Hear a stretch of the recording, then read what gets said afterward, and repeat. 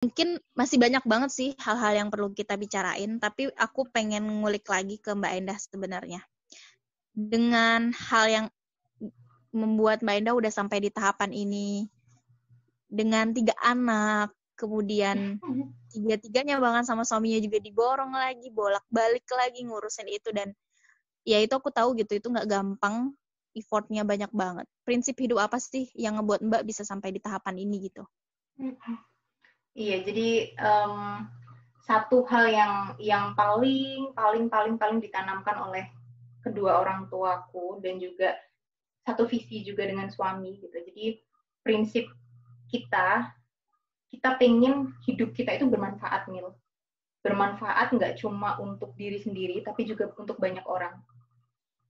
Kalau bisa, semakin umur kita bertambah, semakin level kita naik, entah itu level apapun, entah di karir, entah di masyarakat, entah di status sosial atau apapun, harapannya semakin kita naik level, itu semakin besar manfaat yang kita bisa berikan. Semakin luas manfaat yang bisa kita berikan. Jadi prinsipnya semakin tambah usia, semakin tambah level, itu semakin luas manfaat yang bisa kita berikan. Gitu. Semakin banyak orang yang bisa dapat manfaat dari kita. Itu prinsipnya. Gitu. Nah, kenapa akhirnya saya memilih untuk kuliah S2, kemudian lanjut S3, dan di luar negeri lagi?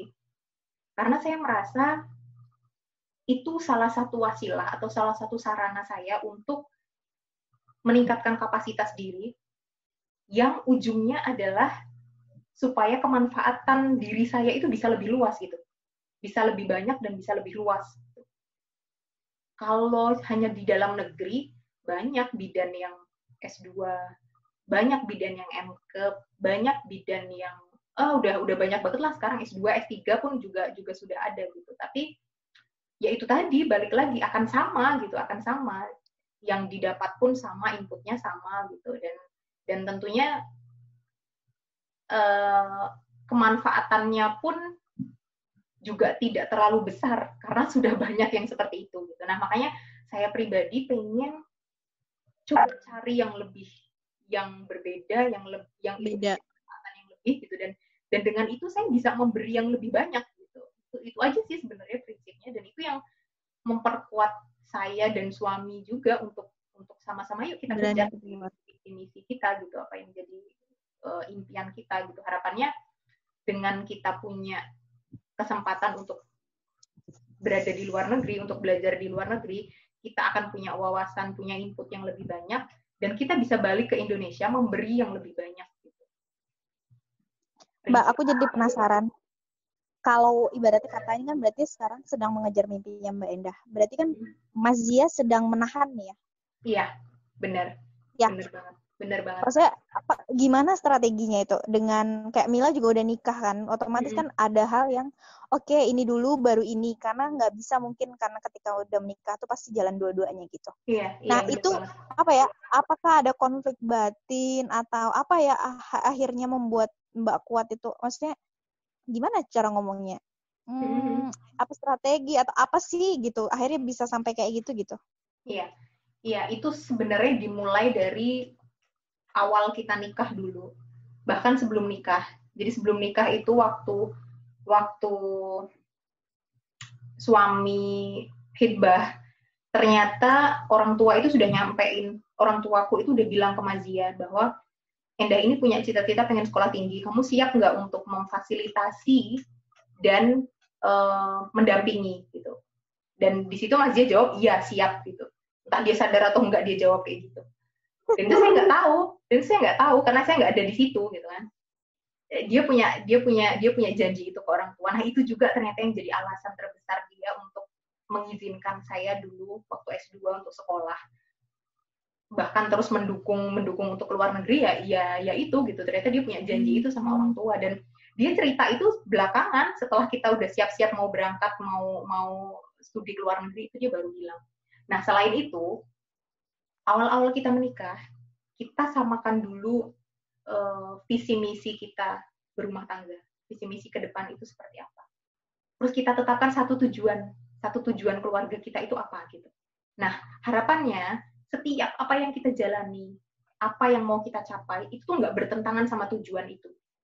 Nah, di situ kita sama-sama, aku punya mimpi ini, kamu punya mimpi ini, yuk sama-sama gimana itu bisa jalan, beriringan, tanpa harus ada yang tersakiti, tanpa harus ada yang terkorbankan. Ya terkorbankan pasti, tapi nggak yang sakit gitu, Mil. Nggak yang berkorban karena terpaksa, karena aduh kenapa harus kayak gini, nggak seperti itu gitu. Tapi kita omongkan dari awal supaya itu tadi semuanya bisa berjalan dan masing-masing legowo gitu, bisa menerima itu. Nah, kemudian kita sampai pada satu kesimpulan, Mazia yang dia benar-benar saya bersyukur banget, dia orang yang sangat-sangat pengertian, dia yang dia yang lebih banyak mengalah gitu. Tapi semuanya realistis gitu. Jadi kita punya perencanaan. Kalau memang kamu pengen studi ke luar negeri, ya udah kita lakukan secepat mungkin. Kita dulukan itu, karena sebenarnya tujuan studi ke luar negeri pertama saya ingin membahagiakan kedua orang tua. Itu juga impian orang tua saya gitu. Dan visi kita sama-sama punya visi untuk membahagiakan orang tua. Selagi kita masih punya orang tua tuh apapun yang orang tua seneng kita lakukan gitu. Nah, jadi sejalan dong, kita mau lanjut studi membahagiakan orang tua dan kita punya visi, memang visi berdua kita adalah membahagiakan orang tua.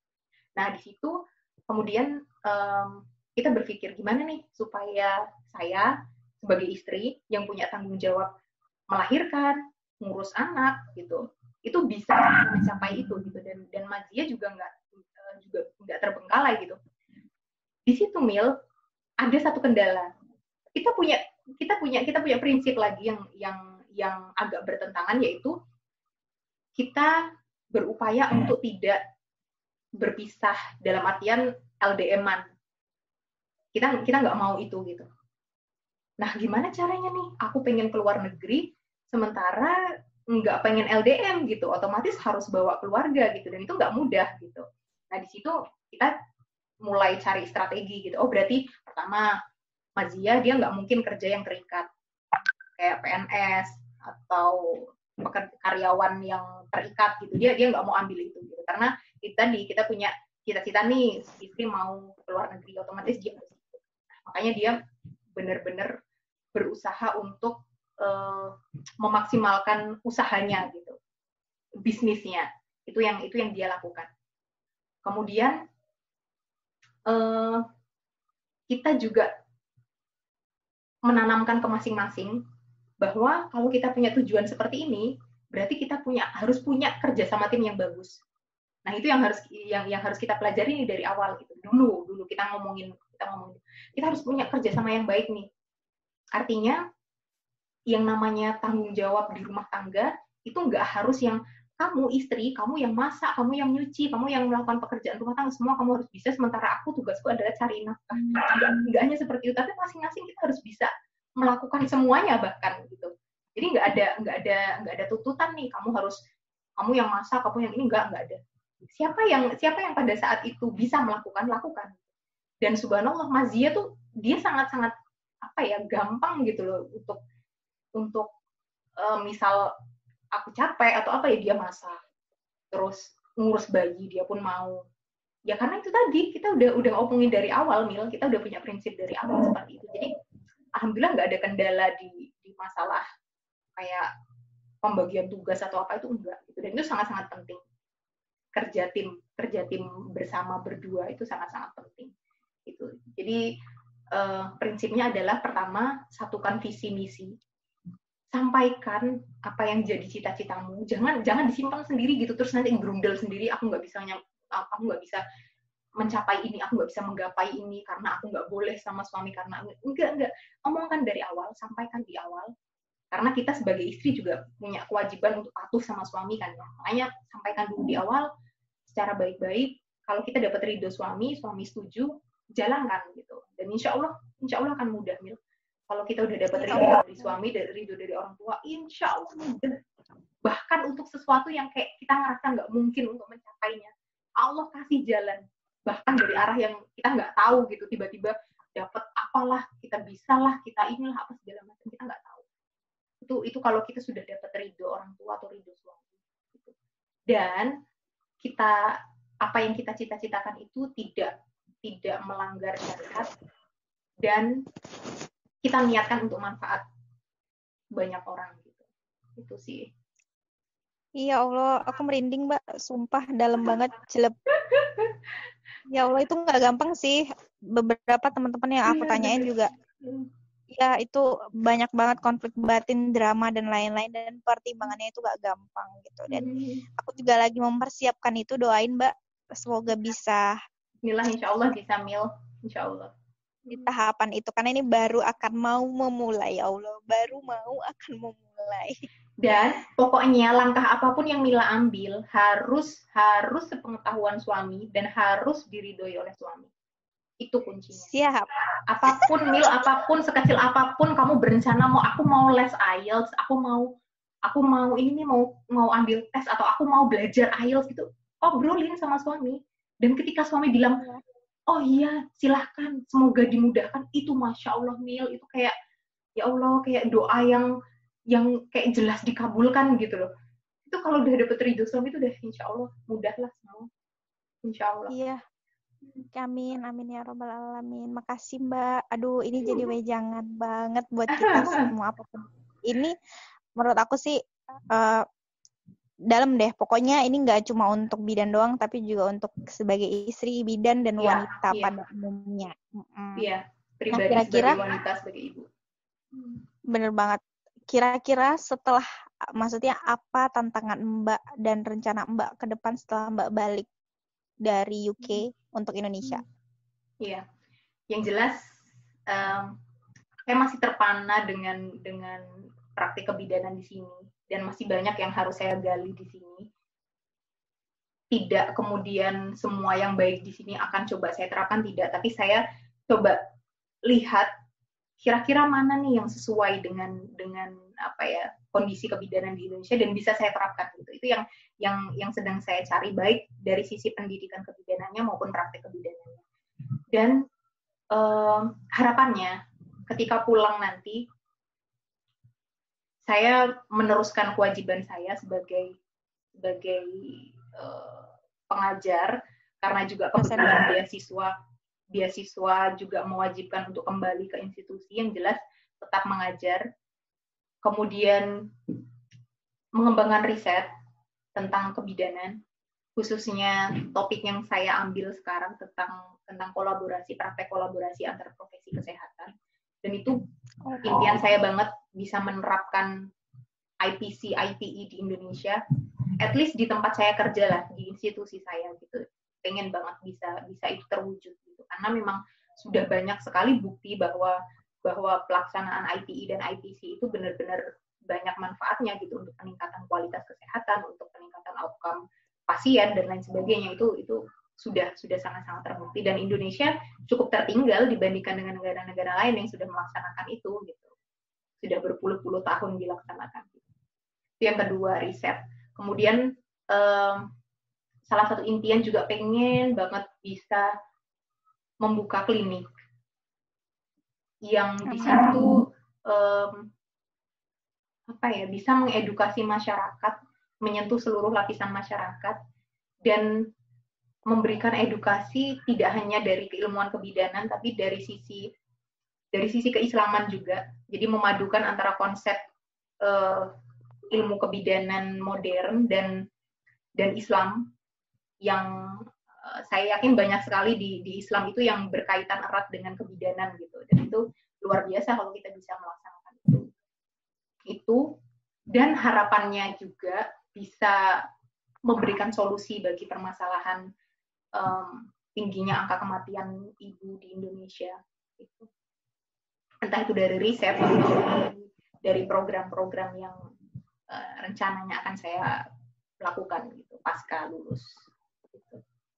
Dan satu lagi yang jelas, saya ingin membuka network seluas-luasnya, karena kesempatan untuk berada di sini itu saya raih dengan sangat tidak mudah. Maka saya juga ingin dapat hasil atau dapat manfaat yang seluas-luasnya juga gitu, bisa ngambil manfaat yang seluas-luasnya dari kesempatan ini gitu. Harapannya bisa buka network untuk network bidan secara internasional lah. Kalau amin ya robbal alamin. Mbak, aku mau banget kalau nanti Mbak udah balik ke sini mau diajak kolaborasi, apalagi penelitian boleh banget. Ya insya Allah. Bimbingan. Iya guys. Jadi mungkin karena ini waktunya juga udah habis. Yang jelas aku mau menekankan bahwa Mbak Endah adalah salah satu guru atau Mbak panutanku yang aku selalu berkaca gitu. Berkaca untuk aku bisa melakukan hal-hal lain gitu. Jadi kita nantikan, dan aku pengen banget nanti obrolan kita ini kita adakan webinar, Mbak. Jadi karena di podcast aku yakin gak semua orang bisa ngedengerin, tapi mungkin nanti, dan pertanyaannya aku pengen banget yang sama kayak gini, biar orang-orang tahu, iya ini patut banget untuk bisa di-share dan orang lain bisa tahu gitu, bahwa ternyata menjadi bidan yang berwawasan internasional tapi tidak lupa pada pada hakikat diri sebagai istri maupun sebagai wanita yang yang tetap mencari ridhonya orang tua maupun ridhonya Allah pun dengan suami gitu. Ya aku jadi merinding ngomong kayak gitu. Iya, ini patut banget dicontoh gitu. Mungkin ada satu statement atau closing gitu dari Mbak Endah untuk kita semua. Iya. Untuk seluruh bidan di Indonesia, bidan maupun calon bidan di Indonesia, mari sama-sama kita rangkai impian kita. Impian yang tidak hanya untuk kesuksesan diri sendiri, tapi juga untuk kemajuan profesi kita, untuk kebaikan umat manusia gitu, untuk banyak hal lah. Jangan hanya bermimpi atau berupaya meraih sesuatu yang untuk pribadi kita saja. Sangat disayangkan, sangat eman-eman lah, kalau orang bilang tuh eman-eman banget kalau kita kerja keras meraih sesuatu hanya untuk diri kita. Yuk sama-sama kita coba rangkai impian yang itu bisa memberikan manfaat untuk banyak orang. Dan jangan lupa saat kita mencoba meraih apa yang kita impikan, apapun itu impian kita, lakukan dengan konsisten. Konsisten itu maksudnya apa? Maksudnya jangan pernah menyerah saat dihadapkan dengan tantangan tertentu. Gitu. Yang namanya sukses pasti ada tantangannya, pasti ada hambatannya. Jangan pernah menyerah sebelum Allah berkata tidak gitu. Sebelum kita dihadapkan dengan sesuatu yang udah selesai gitu. Jangan pernah menyerah. Jadi lakukan ikhtiar maksimal di setiap apapun impian yang mau kita raih. Gitu. Dan itu yang insya Allah akan membuat kita ringan dalam melangkah, dalam mencapai apa yang kita impikan. Mungkin itu Mil. Ya Allah, amin ya robbal alamin. Aduh, aku berasa recharge lagi. Jadi aku tahu aku akan ngapain dan akan semangat lagi. Maksudnya kayak mungkin ini jawaban dari doa-doaku lah. Jadi ada kekuatan Mbak untuk bisa melangkah setelah ini. Mungkin itu dulu guys. Next time kita akan agendakan. Aku janji akan adain webinar biar semuanya bisa dapat ilmunya juga. Mungkin itu dulu podcast kita tentang Suara Bidan Inisiator. Stay tune terus karena cerita ini akan berlanjut dengan mbak-mbakku yang lain. Dan nantikan kalau mungkin aku yang sebagai hostnya mungkin akan bawel sedikit dan rada nyeleneh. Jadi kalian tetap sabar ya guys. Makasih Mbak Endah udah meluangkan waktunya. Selamat istirahat dan sama-sama, salam buat yang kecil. Dadah. Assalamualaikum. Waalaikumsalam warahmatullahi wabarakatuh.